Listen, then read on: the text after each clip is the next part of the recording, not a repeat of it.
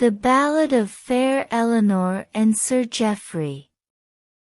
Long ago, in the quiet hamlet of Eldergrove, nestled between green hills and dense forests, there lived a fair maiden named Eleanor.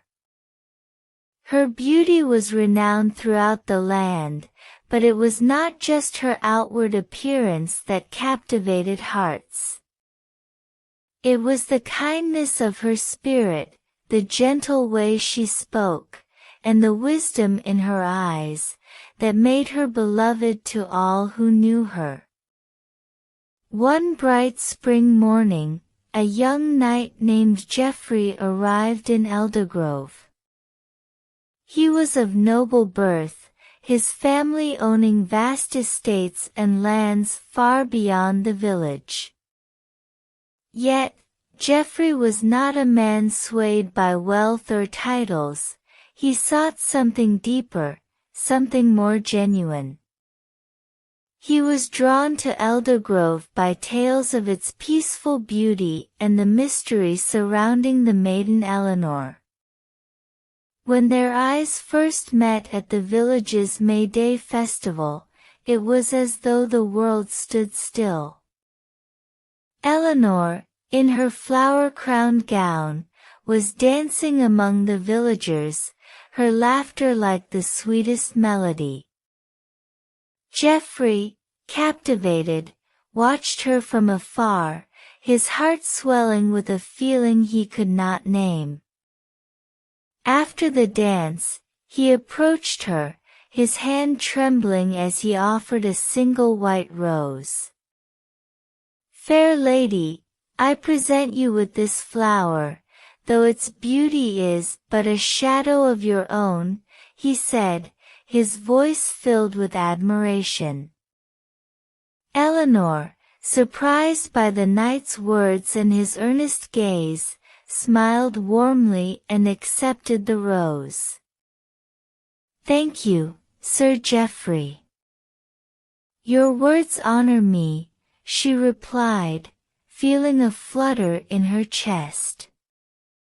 It was the first time she had heard a man speak to her with such sincerity. Days turned into weeks, and the bond between Geoffrey and Eleanor grew. They spent countless hours walking through the forests, talking of dreams and hopes, of love and loss.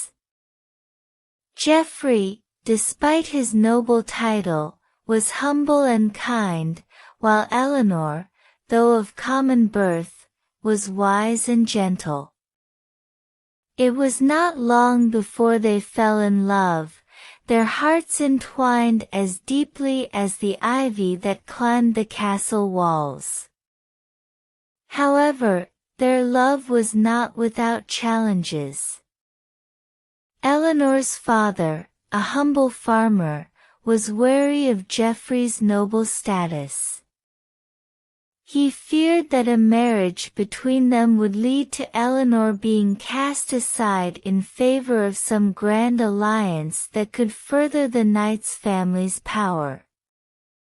And so, he forbade their union.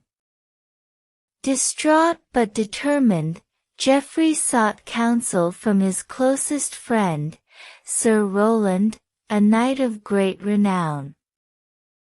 Sir Roland, seeing the depth of Geoffrey's love for Eleanor, offered him advice. "True love is not bound by rank, Geoffrey. If your heart is pure, then you must show her father that you seek nothing but her happiness, no matter the cost," Sir Roland said, his eyes wise and knowing.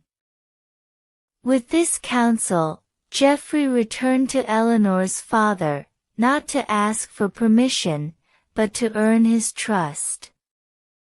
He worked the fields beside him, showing that he was willing to live a life of humility and labor, even if it meant forsaking his title. Over time, the farmer saw the sincerity in Geoffrey's heart and, at last, gave his blessing for their union. Eleanor and Geoffrey were wed in a ceremony that was simple yet beautiful, held under the boughs of an ancient oak tree in the heart of Eldergrove. Their love, though tested, endured for many years. They built a home together, where laughter and joy echoed, and their hearts remained as one. And thus, the tale of Eleanor and Geoffrey became legend, a story passed down through generations as a reminder that true love transcends all obstacles, whether of rank, wealth, or time.